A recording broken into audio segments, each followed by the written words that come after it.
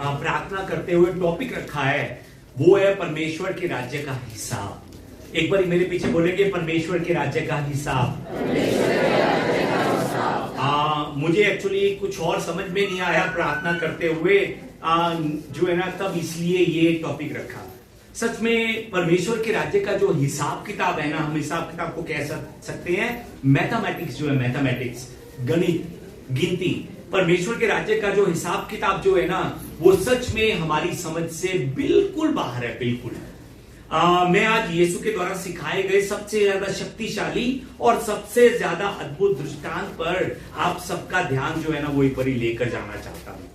आज के वचन के अंदर जब हम देखते हैं तो 21 नंबर आयत में पतरस जो है वो आकर यीशु मसीह से एक सवाल पूछता है।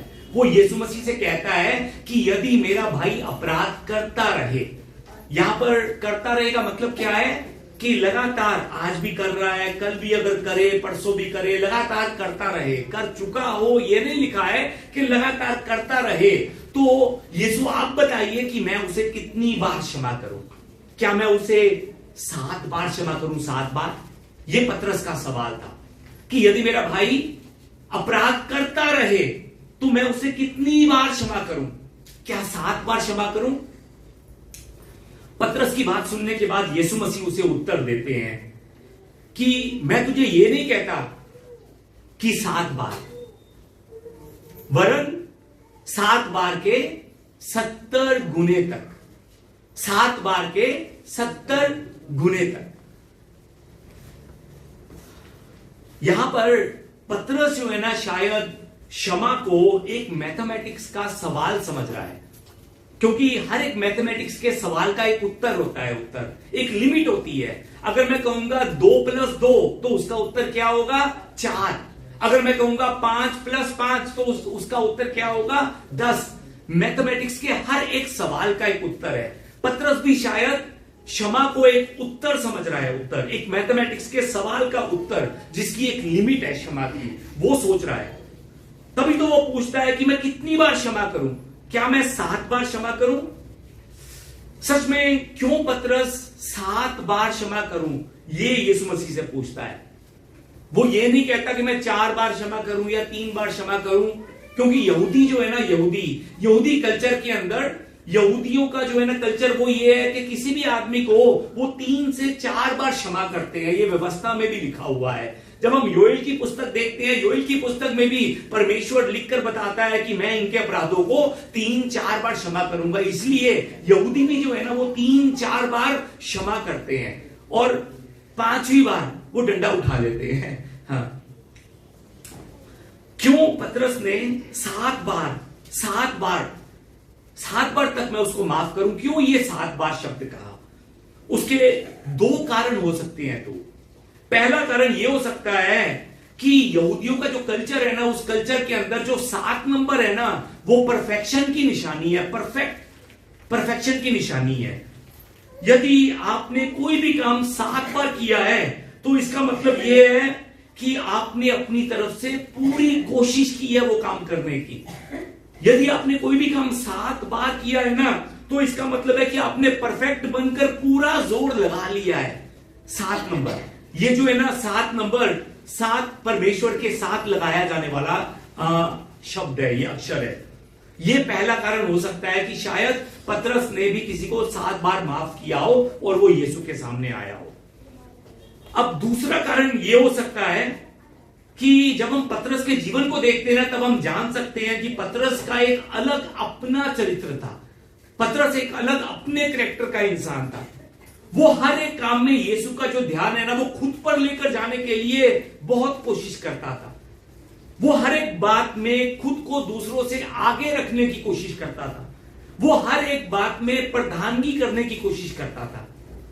उदाहरण के तौर पर आपको बताऊं कि जिस समय यीशु मसीह रात के समय में पानी पर चलते हुए आते हैं, 12 चेले किश्ती पर खड़े होते हैं। उन 12 चेलों में से एक चेला था जो यीशु को देखकर कहता है कि यीशु, यदि अगर तू ही है तो मुझे चलकर आने की, पानी पर चलकर आने की इजाजत दे। वो चेला कौन था मालूम है आपको? माफी मांगता हूं, मैंने बाइबल को लेकर, जो आपने कभी भी नहीं पढ़ी, उसको लेकर सवाल पूछा है आपसे, माफी मांगता हूं। कौन सा चेला हो सकता है? और धन्यवाद बताने के लिए। अब लग रहा है कि आपने बाइबल पढ़ी हुई है। हाँ, धन्यवाद। अगर पढ़ी है तो उत्तर दीजिए, उत्तर दीजिए। गलत होगा कोई बात नहीं है, मैं यहां पर सही कर दूंगा। मैंने सब याद किया हुआ है, सब लिखा हुआ है, चिंता मत कीजिए। सिर्फ इसी समय नहीं, जिस समय यीशु मसीह कैसरिया फिलिप्पो में होते हैं, वहां पर अपने 12 चेलों को साथ में लेकर कैसरिया फिलिप्पो जाते हैं, तो वहां पर जाकर भी यीशु मसीह अपने चेलों से सवाल करते हैं कि तुम क्या कहते हो कि मैं कौन हूं? यह सवाल यीशु मसीह अपने 12 चेलों से करते हैं कि तुम क्या कहते हो मैं कौन हूं? इस सवाल का उत्तर भी उन 12 चेलों में से कौन देता है मालूम है आपको? ओ धन्यवाद, जो उत्तर दे रहे हैं उन्होंने सच में बाइबल पढ़ी हुई है। पतरस उत्तर देता है। पतरस सच में जिस समय यीशु मसीह को पकड़ने के लिए रोम के सैनिक आते हैं, उस समय एक चेला जो है ना, एक चेला जिस सैनिक ने आकर यीशु को पकड़ा था, उसका आकर कान काट देता है। वो चेला कौन था मालूम है आपको? वो चेला भी पतरस था। सच में ये पतरस की आदत है, ये पतरस की नेचर है, हर एक चीज में प्रधानगी करना, हर एक चीज में आगे होना, हर एक चीज में अपना ध्यान यीशु की तरफ को बटोरना, ये पतरस की आदत है। सच में ये जो है ना, ये पतरस है, हर एक बात में अपना ध्यान वो यीशु मसीह की ओर लेकर जाने की कोशिश कर, और यीशु का ध्यान अपनी ओर लेकर आने की कोशिश करता है। अब शायद हो सकता है कि पतरस के आसपास कोई ऐसा जन हो जिसे उसने ऑलरेडी 7 बार माफ कर दिया हो। अब उस इंसान को मारने से पहले, उस इंसान से लड़ने से पहले पतरस ने शायद ये सोचा हो कि मैं एक बार यीशु मसीह के पास जाकर बताऊं और यीशु से अपनी तारीफ को सुनूं, कि जब यीशु सुनेंगे कि मैंने 7 बारी जो है 7 बारी किसी को माफ किया है, सच में क्या मैंने सही किया है, जब ये बात सुनेंगे तो शायद यीशु मसीह मुझसे कहेंगे शाबाश पतरस शाबाश, तूने अभी तक व्यवस्था के अनुसार ही नहीं बल्कि व्यवस्था से बढ़कर तूने मेहनत की है। क्योंकि जितने भी यहूदी है ना पतरस, सबके सब 3 या 4 बार माफ करते हैं, तूने 7 बार माफ किया है, शाबाश, मुझे तुझ पर बहुत फक्र है। I am proud of you my son, I am proud of you. वो शायद इस मन के साथ यीशु के पास गया होगा, यीशु की तारीफ सुनने के लिए। और यीशु मसीह भी मेरी सहन शक्ति को देखकर, पतरस सोच रहा होगा कि यीशु भी मेरी सहन शक्ति को देखकर मुझसे कहेंगे शाबाश, तूने बहुत सहन किया है, तूने 7 बार सहन किया है। पतरस वो पड़ा हुआ डंडा उठाओ और जाकर मार दे उसको जाकर। वो शायद इस मन से हो सकता है कि यीशु के पास अपनी तारीफ सुनने के लिए गया हो। सच में इस वचन को बार बार जब मेडिटेट कर रहा था, पतरस के चरित्र को मेडिटेट कर रहा था, तो सच में अगर ये सच है तो सच में मैं आपको बताना चाहता हूं कि पतरस जो है ना किसी एक का काम तमाम करने के लिए तैयार खड़ा हुआ था। एक्चुअली इस क्षमा शब्द जो है ना, ये क्षमा शब्द, माफी, ये क्षमा शब्द को लेकर हमारा हिसाब किताब भी जो है ना वो पतरस जैसा है इस माफी को लेकर। आपको मालूम है कि हम भी हिसाब किताब में बहुत तेज है, सच में बहुत तेज है हिसाब किताब में। हमने जिससे कुछ लेना होता है ना, फिर से मैं बताना चाहता हूं, जिससे हमने कुछ लेना होता है वो हम पूरा जीवन नहीं भूलते, पूरा जीवन, कि इससे मैंने ये लेना है, इससे मैंने 2000 लेना है, इससे 10,000 लेना है। हमारे सपनों में भी वो आता है, हम भूलते नहीं है। पर जब देने की बारी आती है ना, हम भूल जाते हैं, हाँ मैंने उसका भी देना था, सच मुझे तो अभी याद आया है। हम देने की बारी में भूल जाते हैं, लेने की बारी में हम सब कुछ याद रखते हैं। मैं क्या बता रहा हूं, ध्यान से सुनिए। जिसने हमारे मन में चोट पहुंचाई होती है ना, उसे हम याद रखते हैं कि इस साल, इस महीने, इस दिन, इस समय उसने मुझे चोट पहुंचाई थी, मेरे मन को उसने चोट पहुंचाई थी।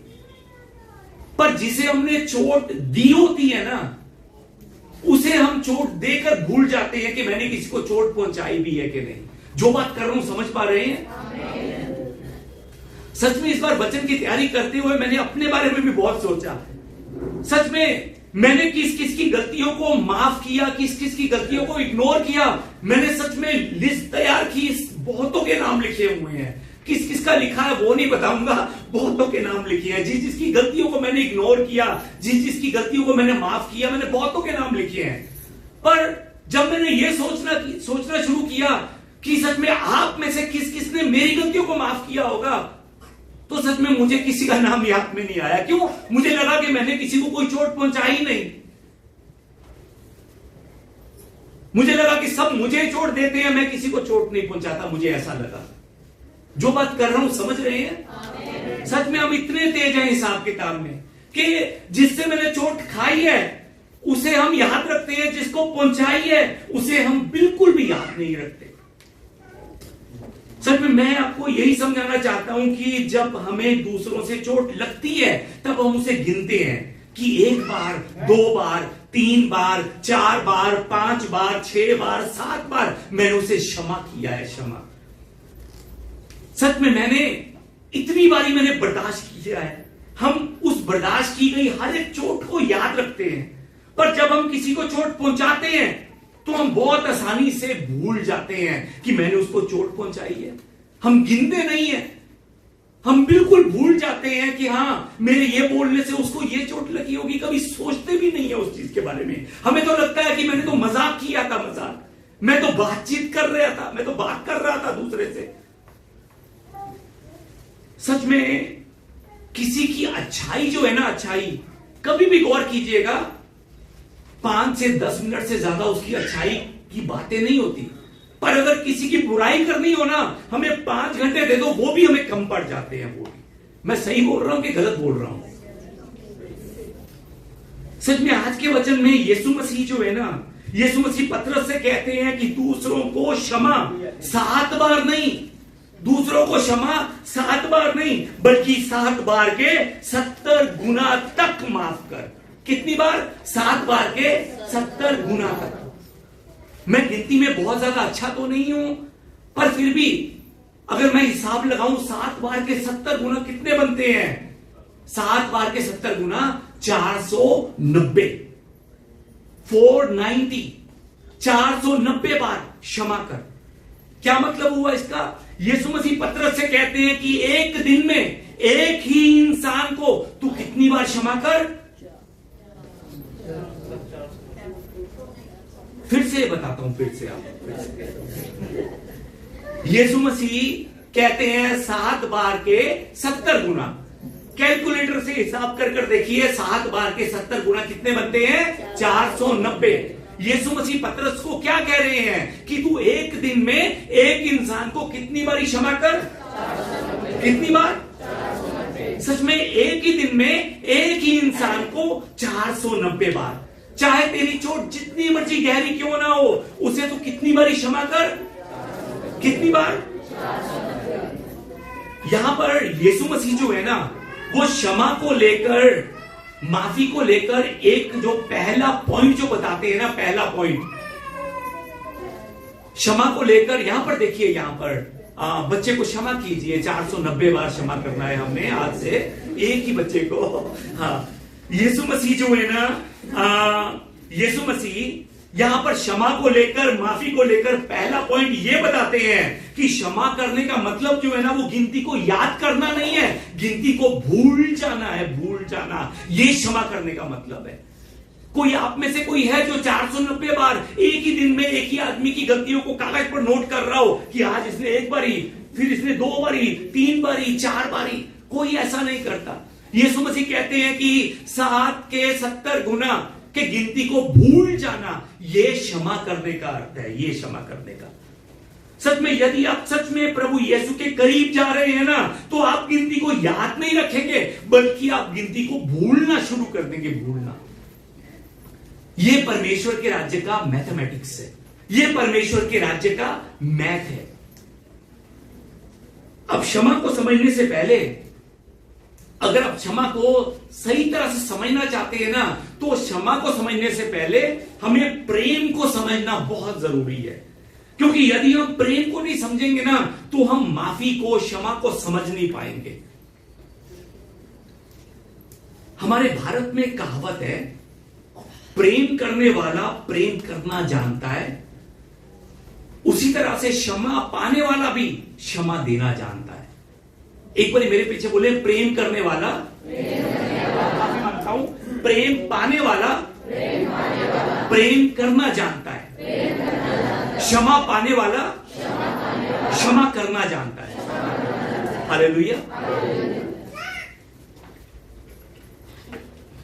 हम परमेश्वर को प्रेम कहते हैं। प्रेम बाइबल में हमने बहुत जगह पर देखा है, परमेश्वर प्रेम है, परमेश्वर प्रेम है। हम परमेश्वर को प्रेम कहते हैं। ये बाइबल हमें बताती है कि परमेश्वर प्रेम है। परमेश्वर जो है ना वो प्रेम का सागर है, सागर। अब परमेश्वर प्रेम है, इसीलिए प्रेम में आनंद है, आनंद।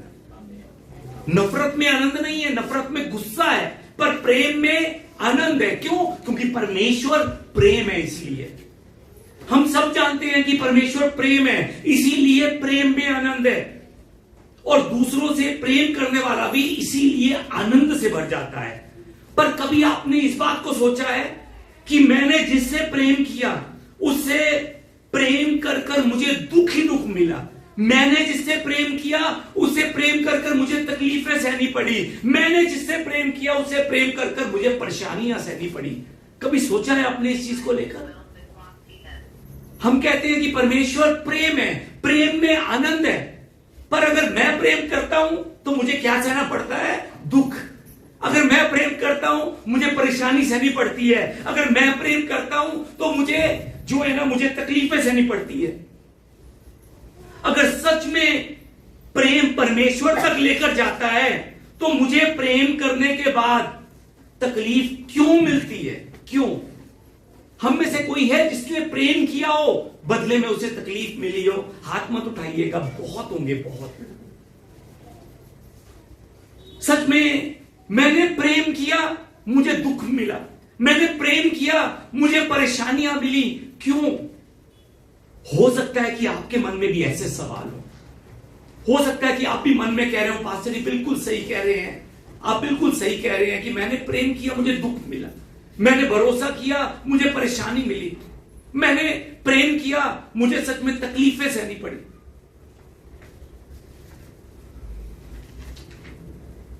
सच में आपके मन में भी यह सवाल हो सकता है कि मैंने तो सच में उसका सहारा बनने की कोशिश की, मैंने तो सच में उसको सच में अपना सब कुछ सौंपने की कोशिश की, पर उसने मुझे धोखा दिया, उसने मेरी नींद को उड़ा दिया, उसकी वजह से मेरी भूख मिट गई, उससे प्रेम करने के कारण मुझे बहुत दुखों का सामना सहना पड़ा। हो सकता है आपके मन में भी ये सवाल हो। अगर प्रेम आनंद लेकर आता है तो जब मैंने प्रेम किया मुझे दुख क्यों मिला?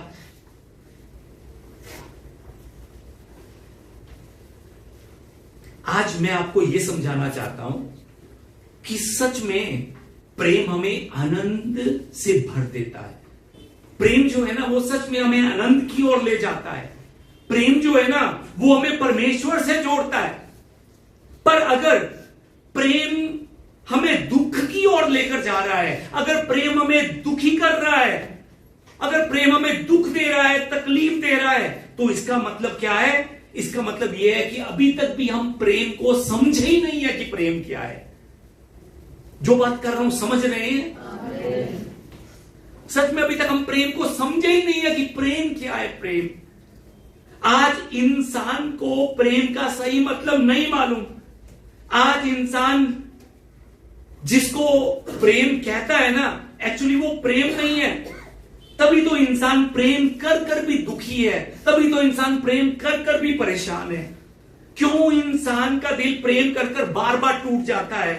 उसका कारण सिर्फ एक है कि इंसान अभी तक भी प्रेम को समझ नहीं पाया है कि प्रेम क्या है।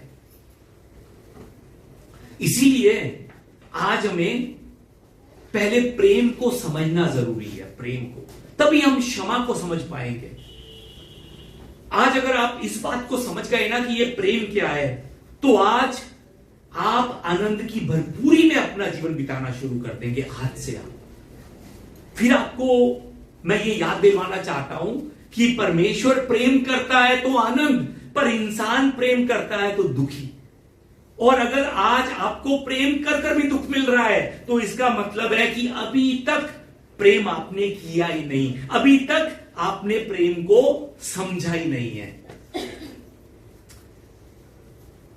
अब जिस तरह से क्षमा को समझने के लिए हमें प्रेम को समझना जरूरी है ना, उसी तरह से प्रेम को समझने के लिए भी हमें परमेश्वर के प्रेम को समझना जरूरी है। तब आप समझ पाएंगे कि यह प्रेम और यह क्षमा क्या चीज है। अगर हम परमेश्वर के प्रेम को समझेंगे सच में, तब हमें पता चलेगा कि परमेश्वर का प्रेम क्यों आनंद लेकर आता है और इंसान का प्रेम उसे क्यों दुखों से भर देता है। तब हम समझ पाएंगे इस बात को। आइए एक बार हम परमेश्वर के प्रेम को समझने की कोशिश करें। मैं फिर से आपको बताना चाहता हूं, क्षमा को अगर समझना है तो हमें क्या समझना होगा? प्रेम।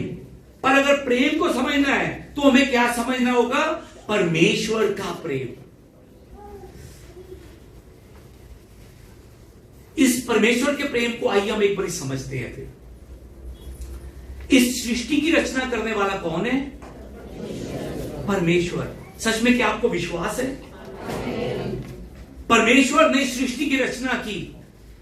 इस सृष्टि की रचना कर कर उसने हर एक चीज उसने अपने प्रेम के द्वारा रची। क्या आप इस बात पर भी विश्वास करते हैं?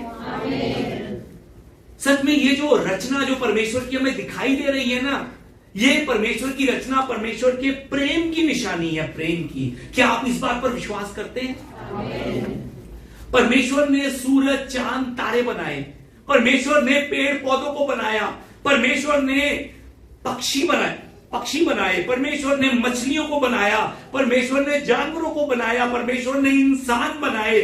और परमेश्वर ने अपनी रचना को रचने के बाद एक दूसरे के साथ जोड़ दिया।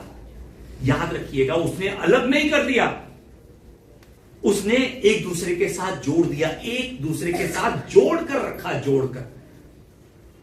परमेश्वर ने जो कुछ भी बनाया ना, उस सब की एक नीति उसने तैयार की। नीति तैयार कर कर उसने जो कुछ बनाया सब कुछ खुले में छोड़ दिया, ओपन में छोड़ दिया, ओपन में। उदाहरण के तौर पर परमेश्वर ने सूरज, चांद, तारों को बनाया।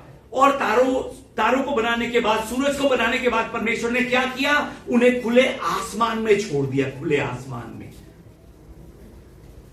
परमेश्वर ने पक्षियों को बनाया। पक्षियों को बनाने के बाद परमेश्वर ने इन पक्षियों को खुले आसमान के नीचे उड़ने के लिए खुला छोड़ दिया, खुला। परमेश्वर ने उनके परों को बांधा नहीं, उन्हें खुले आसमान के नीचे छोड़ दिया कि जाओ एंजॉय करो। परमेश्वर ने जानवरों को बनाया। जानवरों को बनाकर भी धरती पर खुला छोड़ दिया। परमेश्वर ने यह नहीं कहा कि तुमने इंडिया में ही रहना है, इंडिया से बाहर नहीं जाना। ऐसा नहीं कहा, परमेश्वर ने खुला छोड़ दिया। जहां पर धरती है जाओ वहां पर एंजॉय करो जाकर। परमेश्वर ने मछलियों को बनाया। मछलियों को बनाकर परमेश्वर ने खुले समुद्र में छोड़ दिया, खुले समुद्र में। परमेश्वर ने उनके लिए एक नीति जरूर बनाई, पर उन्हें बेड़ियों में बांधकर नहीं रखा। परमेश्वर ने पक्षियों से यह नहीं कहा कि तुमने इस पेड़ पर बैठना है, उस पेड़ पर नहीं बैठना, उन पेड़ों का फल खाना है, इन पेड़ों का फल नहीं खाना। परमेश्वर ने पक्षियों को यह नहीं कहा। परमेश्वर ने मछलियों से भी यह नहीं कहा कि तुम्हें समुद्र में तो रख रहा हूं, पर तुमने 5 किलोमीटर से आगे नहीं जाना है। ऐसा नहीं कहा परमेश्वर ने, उन्हें खुले में छोड़ दिया। परमेश्वर ने आदम को रचा। आदम को रचने के बाद परमेश्वर ने उससे यह नहीं कहा कि तूने 100 पेड़ों से फल नहीं खाना, तू 100 पेड़ों का फल खा सकता है। ऐसा नहीं उसने कहा। उसने एक नीति जरूर तैयार की, पर उस नीति को तैयार करने के बाद उसने खुले में छोड़ दिया, खुले में। उसने अपनी रचना पर, जिससे वो प्रेम करता है, उस पर उसने पाबंदियां नहीं लगाई। उसने उन्हें रचने के बाद हर तरह की खुशी देने की कोशिश की। इसीलिए उसने उन्हें स्वतंत्रता देते हुए खुले में छोड़ दिया, खुले में, कि जाओ एंजॉय करो तुम जाकर। परमेश्वर कहता है कि मैं तुमसे प्रेम करता हूं, इसलिए तुम आजाद हो, और अपनी इस आजादी के कारण आनंद से भरा हुआ जीवन बिताओ, आनंद से भरा हुआ। यह परमेश्वर का प्रेम है, जो अपनी रचना को क्या करता है? आजाद करता है, आजाद। और उसी आजादी के कारण परमेश्वर का प्रेम आनंद से भरा हुआ है, आनंद से। हम जो थे ना, हम शैतान के जंजीरों में जकड़े हुए थे। यीशु मसीह ने आकर क्या किया? हमें उस जंजीरों से आजाद किया, आजाद। तभी हम यीशु में रहकर आनंदित होते हैं, तभी। यह परमेश्वर का प्रेम है। अब बात करता हूं मनुष्य के प्रेम की। अब ये इंसान जिससे प्रेम करता है ना, वो क्या करता है मालूम है आपको? इंसान जिससे प्रेम करेगा ना, उसे अपने अनुसार चलाने की कोशिश करेगा।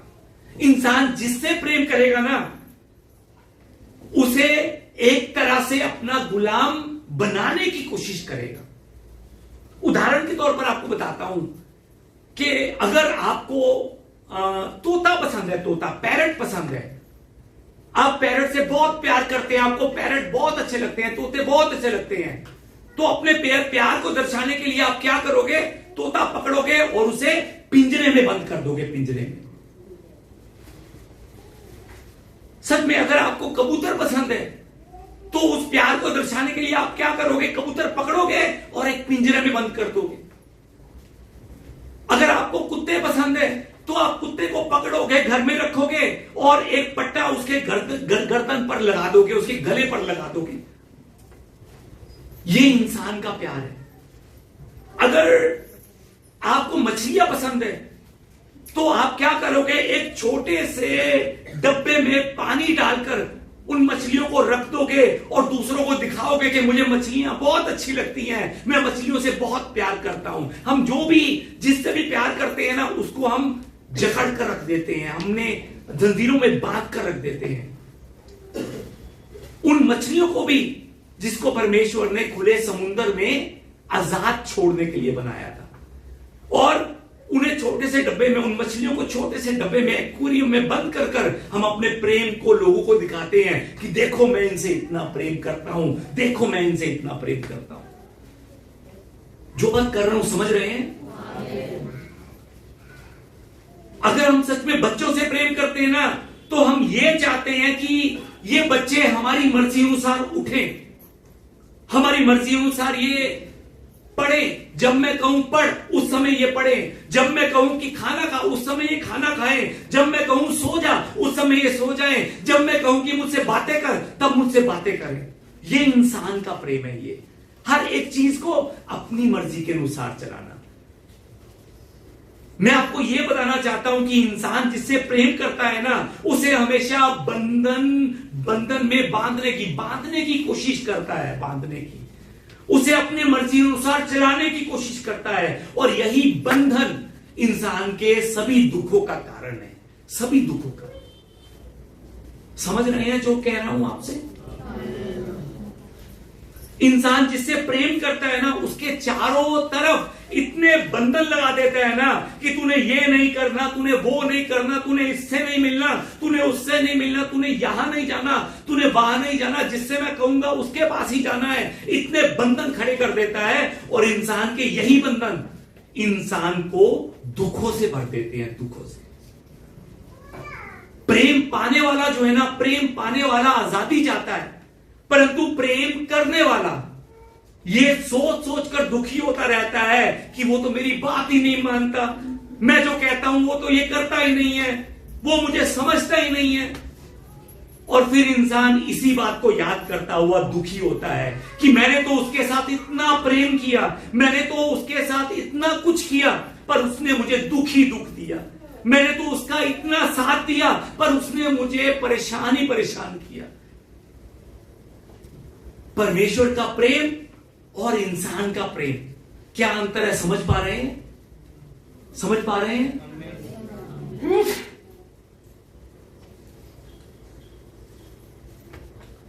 परमेश्वर का प्रेम जो है ना, वो मनुष्य को बंधन से आजाद करता है। पर मनुष्य का प्रेम दूसरों के लिए जो है ना, प्रेम मनुष्य का दूसरों के लिए प्रेम उसे बंधनों में बांध कर रख देता है। जब हम दूसरों को परमेश्वर के प्रेम से प्रेम करते हैं ना, परमेश्वर के मन से उन्हें आजाद करते हुए उन्हें क्षमा करते हैं ना, तब हम उनकी गलतियों को भी परमेश्वर के मन से क्षमा कर पाते हैं। क्योंकि उस क्षमा में हमारे मन के साथ साथ परमेश्वर का प्रेम जो है ना, वो छुपा होता है। तो तब हम दूसरे की गलतियों को ढक पाते हैं, उसे माफ कर पाते हैं। परमेश्वर के मन से प्रेम करते समय सच में हम दूसरों की गलतियों को याद नहीं रखते, बल्कि हम दूसरों की गलतियों को भूलना शुरू कर देते हैं। हम दूसरों की गलतियों को ढकना शुरू कर देते हैं। इसीलिए क्षमा करने का मतलब गिनती को याद रखना नहीं है, गिनती को भूल जाना है। एक बार मेरे पीछे बोले, क्षमा करने का मतलब गिनती याद रखना नहीं, गिनती भूल जाना है, गिनती भूल जाना है।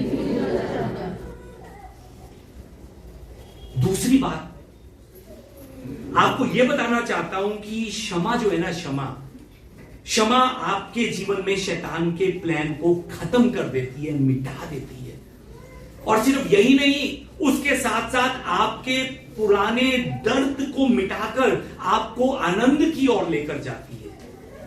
फिर से मैं आपको बताना चाहता हूं कि जब आप किसी को माफ करते हैं ना, ये क्षमा जो है ना, क्षमा माफी, ये माफी जो है ना, ये आपके जीवन से शैतान के प्लान को खत्म कर देती है और हमारे पास्ट को, दर्द से भरे पास्ट को मिटाकर हमें जो है ना आनंद की ओर लेकर जाती है। एक बार मेरे पीछे बोले, क्षमा शैतान के प्लान को खत्म कर देती है। मेरे दर्द से मेरे पास्ट को मिटाकर मुझे आनंद की ओर ले जाती है।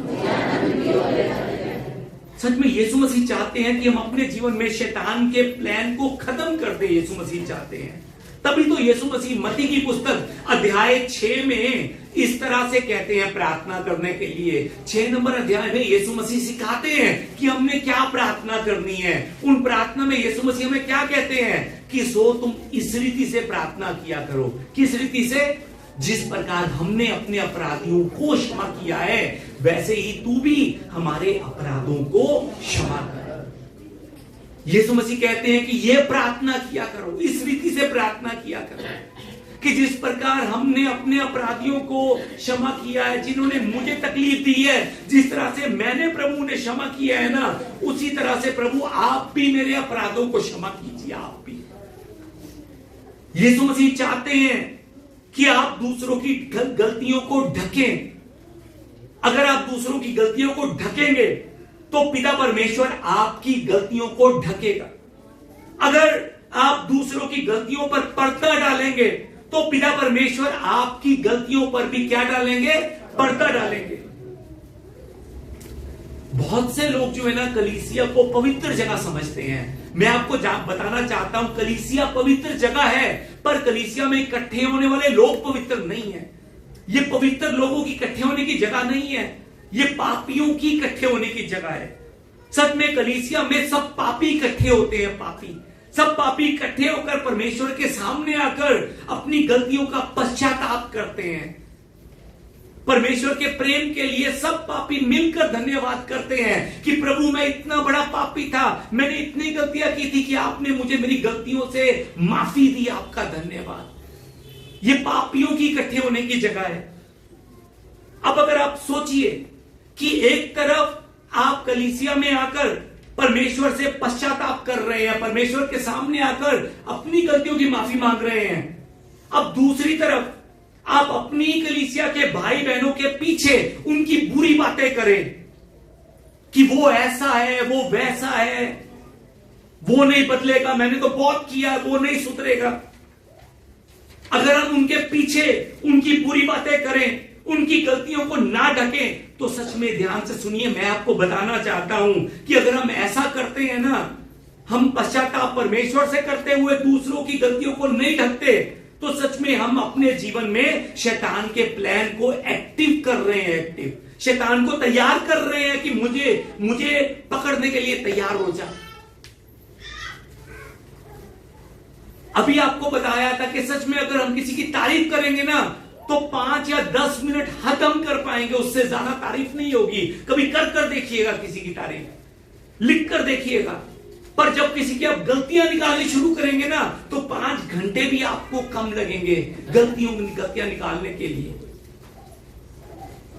सच में हो सकता है कि जिस इंसान ने आपका मन दुखाया हो, वो इंसान सच में क्षमा के काबिल ना हो सकता है। सच में अगर आपसे क्षमा नहीं हो पा रही हो ना, बिल्कुल सही है, सच में वो इंसान क्षमा के काबिल है ही नहीं। जिसके लिए मैं आपको आज क्षमा करने के लिए कह रहा हूं। हो सकता है कि वो सच में उसने आपको इतना जख्म दिया हो, इतना दर्द दिया हो कि सच में आप कहें कि पास्टर जी सच में आप अगर मेरी जगह पर होते ना तो आप उसको क्षमा नहीं कर पाते। सच में मैं कह रहा हूं कि आप बिल्कुल सही कह रहे हैं, बिल्कुल। अगर मैं भी आपकी जगह पर होता तो शायद मैं भी क्षमा ना कर पाता। परंतु मैं ये कहना चाहता हूं, एक बार खुद से पूछिए, खुद से, क्या आप क्षमा के योग्य थे? क्या जो गलतियां मैंने अपने जीवन में की हैं, उन गलतियों को लेकर क्या मैं क्षमा के योग्य था? मुझे और आपको भी किसी ने क्षमा किया है। मुझे और आपको भी सच में किसी ने गले लगाया है क्षमा कर कर। मैं और आप क्षमा के योग्य नहीं थे, परंतु बाइबल हमें बताती है कि परमेश्वर ने मुझे और आपको क्षमा किया है, और वो आज भी कर रहा है। आज भी वो हर रोज हमारी गलतियों पर पर्दा डालता है। हर रोज हम गलती करते हैं ना, हम पाप करते हैं, हम किसी के बारे में गलत सोचते हैं ना, परमेश्वर पर्दा डाल देता है। पर्दा, जब हम पाप करते हैं वो डंडा लेकर खड़ा नहीं हो जाता, वो पर्दा डाल देता है। सच में वो हर रोज हमारी गलतियों को ढकता है। मालूम है क्यों? क्योंकि वो दया का सागर है। इसलिए दया का सागर, वो दया करने में कंजूसी नहीं करता, वो भरपूरी से दया करता है। वो अपने लोगों पर भरपूरी से दया करने का अवसर ढूंढता है, मौका ढूंढता है कि कब मैं दया करूं इस पर फिर से, कब मैं इसको माफ करूं फिर से, कब मैं इस पर दया करूं। वो बार बार मौका ढूंढता है परमेश्वर। अगर हमारे परमेश्वर का ऐसा मन है तो हम दूसरों का न्याय करने वाले कौन होते हैं? हम क्यों क्षमा करने में कंजूसी करते हैं? जो हमारा पिता है वो दया का सागर है। अगर वो कंजूसी नहीं करता तो हम क्यों कंजूसी करते हैं दया करने में, दूसरों को क्षमा करने में? अगर आप खुद पर दोष लगवाना नहीं चाहते ना, तो दूसरों पर दोष लगाना बंद कीजिए। दूसरों की पीठ पीछे दूसरों की बातें करना बंद कीजिए। और यह सब कुछ आप किसी दूसरे के लिए नहीं कर रहे हैं, आप अपने फायदे के लिए कर रहे हैं। क्यों? परमेश्वर ने कहा है यदि तुम दोष लगाओगे तब तुम पर दोष लगाया जाएगा। हम अपने फायदे के लिए दूसरों पर दोष नहीं लगा रहे हैं, उसके फायदे के लिए नहीं, अपने नुकसान से बचने के लिए ऐसा करेंगे। सच में जब आप दूसरों को क्षमा करते हैं ना, जैसा कि आपको बताया कि दो चीजें हमारे जीवन में होती हैं। पहली चीज, आप अपने उस बुरे पास्ट को खुद से काट कर आनंद में भर जाते हैं, और दूसरी चीज, दूसरों को क्षमा करने के द्वारा शैतान का प्लान आपके जीवन में फेल हो जाता है और स्वर्ग का द्वार आपके लिए खुल जाता है। जिस समय प्रेरितों के काम अध्याय नंबर 7 में सितनुफुस को लोग पत्थर मार रहे थे, उस समय सितनुफुस जो है ना, उस समय सितनुफुस प्रार्थना कर रहा था। वो गालियां नहीं दे रहा था, वो प्रार्थना कर रहा था, वो उन्हें क्षमा कर रहा था। वो उस समय प्रार्थना कर रहा था कि परमेश्वर इन्हें माफ कीजिए, माफ। और हम सब जानते हैं जिस समय वो ये प्रार्थना कर रहा था, उस समय स्वर्ग का द्वार उसके लिए खुलना शुरू हुआ और वो यीशु मसीह को बैठे हुए देख रहा था उस स्वर्ग में। सिर्फ सितनुफुस नहीं, जिस समय यीशु मसीह को क्रूस पर चढ़ाया गया था, उस समय यीशु मसीह भी क्रूस पर चढ़कर क्या प्रार्थना कर रहे थे कि पिता परमेश्वर इन्हें क्षमा कीजिए, इन्हें नहीं मालूम है ये क्या कर रहे हैं। और जिस समय मैं आपको बताना चाहता हूं यीशु मसीह ने क्षमा की प्रार्थना की ना, उस समय शैतान की पावर इस धरती से खत्म होनी शुरू हो गई। जिस समय उन्होंने क्षमा की प्रार्थना की, जिस धरती को शैतान अपनी धरती समझकर बैठ रहा था, जिस अंधकार को, हवा को वो अपना राज्य समझकर बैठ रहा था, परमेश्वर ने दिखा दिया शैतान को कि ये तेरा राज्य नहीं है, ये धरती मेरी धरती है, मैं इसको हिलाऊंगा। ये सूरज मेरे अंडर है, मैं इसको अंधकार में ले जाऊंगा। परमेश्वर ने दिखाया, परमेश्वर ने, तू जिसको अपना समझ रहा था वो तेरा नहीं है, तेरा अधिकार खत्म आज के बाद शैतान। जिस समय हम भी माफ करते हैं ना, जिस समय हम भी क्षमा करते हैं, उस समय सच में हम हमारे जीवन से शैतान के प्लान को मिटा देते हैं, खत्म कर देते हैं। हालेलुया। सच में क्या आप चाहते हैं कि शैतान का कंट्रोल आपके जीवन से हट जाए? सच में क्या आप चाहते हैं? क्या आप चाहते हैं कि शैतान का कंट्रोल आप पर से हट जाए? सच में क्या आप चाहते हैं कि शैतान का कंट्रोल आपके घर से हट जाए? क्या आप चाहते हैं कि शैतान का कंट्रोल आपके परिवार से हट जाए? क्या आप चाहते हैं कि शैतान का कंट्रोल आपके पति से, आपके बच्चों से, आपकी पत्नी पर से हट जाए? सच में अगर आप चाहते हैं ना, तो आज से आप परमेश्वर के मन से उन लोगों के नाम मिटाने शुरू कीजिए जिनको याद कर कर कर आप बार बार क्रोध में चले जाते हैं। उन लोगों के नाम मिटाने शुरू कीजिए जो आपको चैन की नींद नहीं सोने दे रहे हैं। जिस समय आप ऐसा करेंगे ना, उस समय शैतान का प्लान आपके परिवार से, आपके जीवन से, आपके बच्चों के जीवन से, पति के जीवन से, पत्नी के जीवन से मिट जाएगा, खत्म हो जाएगा। मैं आपको यह भी बताना चाहता हूं, आपको यह चिंता करने की जरूरत नहीं है कि मैं अगर माफ कर दूंगा वो मुझे माफ ना करे तो क्या। इतना सोचने की जरूरत नहीं है। क्यों? उसने नहीं, हमने अपने जीवन से शैतान के प्लान को खत्म करना है, इसलिए हमने उसे क्षमा करना है। वो करे ना करे, वो अपनी किस्मत लेकर आप आया है, पर हमने अपने प्रभु यीशु का अनुग्रह लेकर आप आगे बढ़ना है। हालेलुया।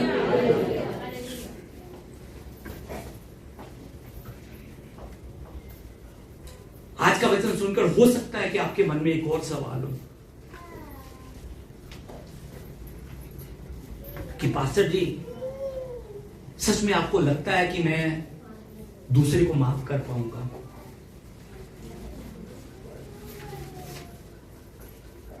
आपको लगता है कि मैं कर पाऊंगा, मैं क्षमा कर पाऊंगा? मैं आपको बताना चाहता हूं कि आप कर सकते हैं। हो सकता है ये बात सुनने के बाद आपके मन में एक और सवाल हो, क्या पास्टर ये कठिन है? सच में कठिन है, सच में मुश्किल है। 7 बार के 70 गुना, 490 बार एक ही इंसान को एक ही दिन में माफ करना सच में कठिन है, सच में बहुत कठिन है। हो सकता है आपके मन में सवाल हो, क्या ऐसा मन तैयार करने के लिए मुझे समय लगेगा? हां, समय लगेगा, समय लगेगा ऐसा मन तैयार होने के लिए। एक इंसान को एक ही दिन में 490 बार माफ करने के लिए समय लगेगा। किसी भी बुराई को छोड़ने के लिए, दूसरे को क्षमा करने का जो तरीका है ना, वो प्रार्थना है, प्रार्थना। आप परमेश्वर से हर रोज प्रार्थना कीजिए कि वो आपकी सहायता करे, ताकि उस व्यक्ति को आप माफ कर सकें, उस व्यक्ति को आप अपने मन से बाहर कर सके, बाहर। हर रोज प्रार्थना कीजिए। जो उन लोगों ने आपके साथ किया है, सच में वो गलत था। मैं फिर से बताना चाहता हूं कि आप गलत नहीं थे। जो उन लोगों ने आपके बारे में कहा है, जो उन लोगों ने आपकी बातें की हैं, वो सब गलत है। सच में वो गलत है, वो सच में गलत है। वो लोग, जिन लोगों ने आपके मन में चोट दी है ना, वो गलत है लोग, सच में वो लोग गलत हैं।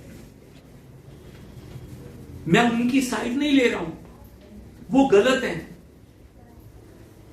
लेकिन मैं आपको यह बताना चाहता हूं कि जैसे परमेश्वर ने उन्हें इस्तेमाल किया हम पर हमला करने के लिए, जैसे शैतान ने उन्हें इस्तेमाल किया हम पर हमला करने के लिए, जैसे शैतान ने उन्हें इस्तेमाल किया हमें चोट पहुंचाने के लिए, हमें परमेश्वर की महिमा से दूर करने के लिए, मैं ये चाहता हूं कि शैतान वैसे मुझे और आपको इस्तेमाल ना कर सके। इसलिए हमें पहले क्षमा करना जरूरी है उन्हें। अब शैतान के हमले से बचने के लिए एकमात्र तरीका जो हमारे पास है, हम उसे इस्तेमाल करेंगे। हम यीशु के प्रेम को याद रखते हुए सच में उसके और करीब जाएंगे, निरंतर यीशु से आशीषों को मांगेंगे, निरंतर यीशु के पास जाकर आशीषों के दरवाजों को खटखटाएंगे और यीशु से कहेंगे कि सच में मुझे इतनी सामर्थ दे ताकि मैं सच में उन सबको माफ कर सकूं। बिना प्रार्थना के अधूरा है, अधूरा। और जब आप दूसरों से बातें करने से ज्यादा, जब आप परमेश्वर से ज्यादा बातें करते हैं ना, तब भी परमेश्वर हमारे अंदर ये मन लेकर आता है। सिर्फ यही नहीं, जब भी आगे से आप विश्वासियों की संगति में इकट्ठे हो, अगर आप में से आपको लगता है कि कोई विश्वासी किसी दूसरे भाई के बारे में या किसी दूसरी बहन के बारे में बुरी बात कर रहा है, तो सच में उसको कहिए कि हम टॉपिक को बदलते हैं। ये दोष लगाना हमारा काम नहीं है, हमारा काम सिर्फ प्रेम करने का है, प्रेम करने का है। उसको कहिए ताकि कहीं पर शैतान का काम उसके जीवन में ना होना शुरू हो जाए। उसे उत्साहित कीजिए, उस बुराई करने वाले जन को भी आगे बढ़ने का आशीर्वाद दीजिए। तो सच में जिस समय हम ऐसा करते चलेंगे ना, तो उस समय एक समय ऐसा आएगा जिस समय पवित्र आत्मा आपको बहाल करेगा आकर। एक समय ऐसा आएगा कि सच में आपके रिश्ते दूसरों के साथ और ज्यादा मजबूत होने शुरू हो जाएंगे। एक समय ऐसा आएगा कि आप अपने मन में चंगाई को पाना शुरू कर देंगे, उन लोगों को आप माफ करना शुरू कर देंगे, उन लोगों को ही नहीं, और आने वाले समय में भी जितने लोग आपको परेशान करेंगे ना, उनको भी आप माफ करना शुरू कर देंगे। पर तब तक के लिए हमें प्रार्थना करनी है, तब तक के लिए हमें सच में हर रोज प्रैक्टिस करनी है, प्रैक्टिस माफी करने की, माफ करने की। सच में इस समय आइए हम मिलकर प्रार्थना करें एक बार। सच में इसका रास्ता प्रार्थना है, प्रार्थना। आइए मिलकर हम प्रार्थना करें परमेश्वर से, और प्रार्थना करते हुए सच में हम परमेश्वर से आज ये बात कहें कि परमेश्वर, मैं आज से नफरत करना छोड़ दूंगा, मैं आज से प्रेम करूंगा। चाहे कोई मुझे गलत समझे, चाहे कोई मुझे ठीक तरह से ना बुलाए, चाहे कोई मेरी दूसरे के साथ मिलकर बुराई करे, चाहे कोई दूसरा मेरे बारे में किसी दूसरे को भड़काए, चाहे कोई मुझे अगर धोखा दे, पर मैं उसे प्रेम करूंगा। मैं प्रभु के मैथमेटिक्स के हिसाब से उससे प्रेम करूंगा। एक दिन में 7 के 70 गुना, एक दिन में 490 बार अनगिनत उसे मैं माफ करूंगा, उसे मैं यीशु के नाम से माफी दूंगा। आइए इस समय हम परमेश्वर से अपनी आंखों को बंद कर प्रार्थना करें। आइए अपनी आंखें बंद करें हम, और आंखें बंद कर सच में आज प्रार्थना कीजिए कि हर एक उस चीज को आप भूल जाएं, हर एक उस बात को आप भूल जाएं जो बात आपको बार बार उदासी की ओर लेकर जाती है, क्रोध की ओर लेकर जाती है। आइए अपने आंखें बंद कर सच में हम परमेश्वर से कहें कि प्रभु, मैं भूलना चाहता हूं, सच में मैं भूलना चाहता हूं जो मेरे साथ हुआ था। सच में मैं भूलना चाहता हूं कि जो लोगों ने मेरे साथ किया था। मैं भूलना चाहता हूं कि मैं कौन हूं। मैं सच में ये याद रखना चाहता हूं कि मैं यीशु की संतान हूं। इस एक शब्द को छोड़कर मैं सब कुछ भूलना चाहता हूं, मैं सब कुछ भूलना चाहता हूं, मैं सब कुछ भूलना चाहता हूं। भूल जाऊं कि मैं कौन हूं, भूल जाऊं कि मैं कहाँ हूँ, भूल जाऊं कि मैं कौन हूँ, भूल जाऊं कि मैं। सच में आज नफरत को भूल जाए, नफरत को भूलकर प्रेम की ओर आगे बढ़िए। आज चाहे आपको लगे कि किसी ने मेरे बारे में गलत कहा है तो भूल जाइए। अगर आपको लगे कि मुझे कोई याद सही तरह से नहीं बुला रहा है, भूल जाइए। अगर आपको लगे कि कोई इंसान मेरे पीठ पीछे मेरी बातें कर रहा है, भूल जाइए। अगर आपको लगे कि कोई इंसान मेरे बारे में किसी को बार बार बुराई करता हुआ भड़का रहा है, भूल जाइए। अगर आपको लगता है कि सच में कोई मुझे धोखा देने लगा है, इसने मुझे धोखा दिया है, आज भूल जाइए और परमेश्वर से प्रार्थना करते हुए कहिए, प्यार करूं, इतना प्यार करूं, भूल जाऊं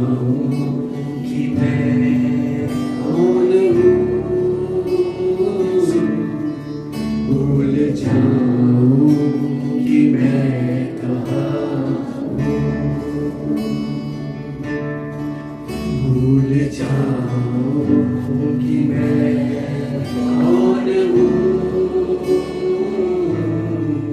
भूल जाऊं कि मैं कहाँ हूँ। सच में मैं आपको बताना चाहता हूँ कि अगर आप सच में भूलना चाहते हैं ना, तो आपको परमेश्वर से बहुत प्यार करना पड़ेगा। आप अपनी ताकत से दूसरे को माफ नहीं कर सकते। जितनी देर तक आप परमेश्वर के प्रेम को नहीं पहचानेंगे ना, उतनी देर तक आप दूसरों को माफ नहीं कर पाएंगे। दूसरों को माफ करने के लिए सच में परमेश्वर के करीब जाना जरूरी है, परमेश्वर के प्रेम को जानना जरूरी है, तब आप उस दूसरे को माफ कर पाएंगे। आइए इस समय हम प्रार्थना करते हुए परमेश्वर से और कहें, पवित्र आत्मा मुझको सिखा, पिता से मैं प्यार करूं, पवित्र आत्मा मुझको सिखा, पिता से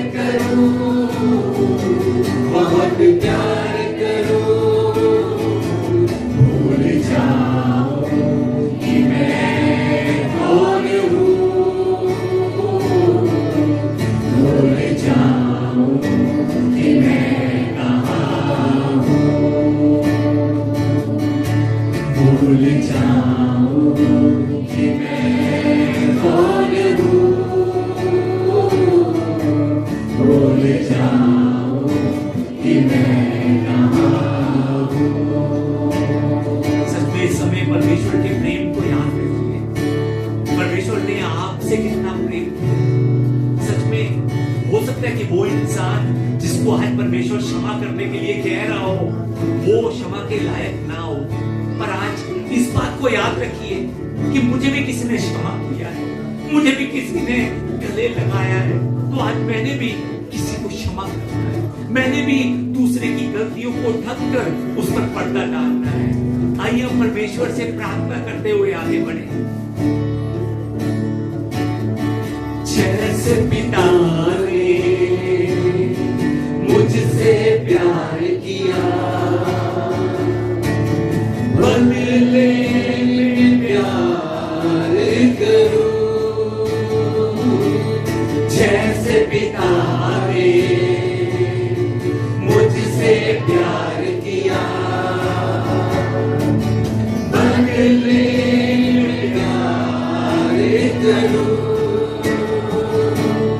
ऐसा प्यार करूं, ऐसा प्यार करूं, इतना प्यार करूं, बहुत प्यार करूं, ऐसा प्यार करूं, ऐसा प्यार करूं, इतना प्यार करूं, बहुत प्यार करूं।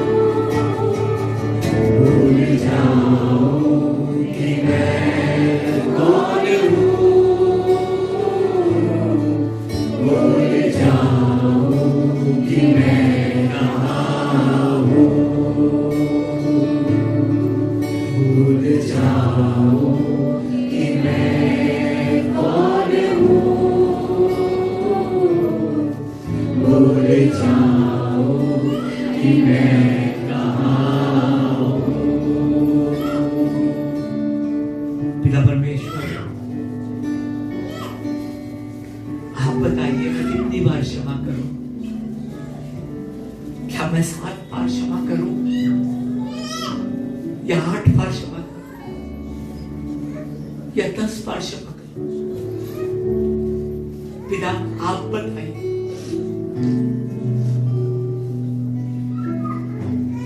प्रभु आशीर्वाद दीजिए। आज वचन में जो सुना है 60 के 70 गुना 490 बार एक ही दिन में एक ही इंसान को प्रभु मदद कीजिए कि सच में मैं क्षमा करने का मन लेकर आ सकूं। पिता परमेश्वर, मेरे दुखों का कारण मैं खुद हूं प्रभु।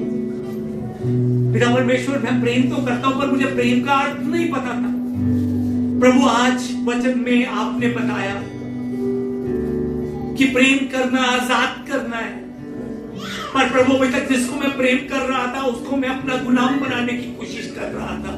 अभी तक जिसको मैं प्रेम कर रहा था मैं उसको अपने अंडर रखने की कोशिश कर रहा था। प्रभु मदद कीजिए कि प्रभु अब इंसान के मन से नहीं आपके मन से प्रेम कर सके। प्रभु समझ गया प्रभु जी मैं क्यों प्रेम कर कर भी दुखी था। आज समझ गया कि क्यों प्रेम कर कर भी मैं उदास था, क्यों प्रेम कर कर भी मैं परेशान था। पिताजी आज मुझे पता लगा जिस चीज को मैं प्रेम समझ रहा था वो प्रेम था ही नहीं। प्रभु मदद कीजिए कि आज से जो प्रेम की परिभाषा आपने बताई है उसको समझता हुआ आपके प्रेम से दूसरों को प्रेम करने वाला बन सकूं, आपके मन से दूसरों को क्षमा करने वाला बन सकूं। प्रभु जैसे आपने मुझे क्षमा किया है मैं भी दूसरों को क्षमा कर सकूं। और प्रभु हर रोज ये मैं पूरे विश्वास के साथ प्रार्थना कर सकूं कि जिस तरह से मैंने अपने अपराधियों को क्षमा किया है, जैसे मैंने अपने अपराधियों को क्षमा किया है, जिस तरह आज भी मैंने बार बार अपने अपराधियों को क्षमा किया है, उसी प्रकार आप भी प्रभु मेरे अपराधों को क्षमा कीजिए। प्रभु जी सच में सिर्फ मुंह के द्वारा नहीं आत्मा के द्वारा इस प्रार्थना को करने वाला बनाइए प्रभु।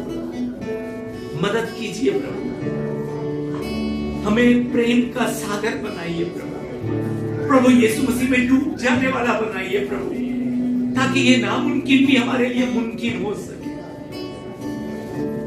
धन्यवाद प्रभु जी प्रेम शब्द का अर्थ समझाने के लिए, प्रेम क्या है क्षमा क्या है बताने के लिए।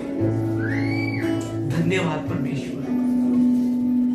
ये सब प्रार्थना हम हमारे जीवित प्रभु यीशु मसीह के नाम से करते हैं। आमीन।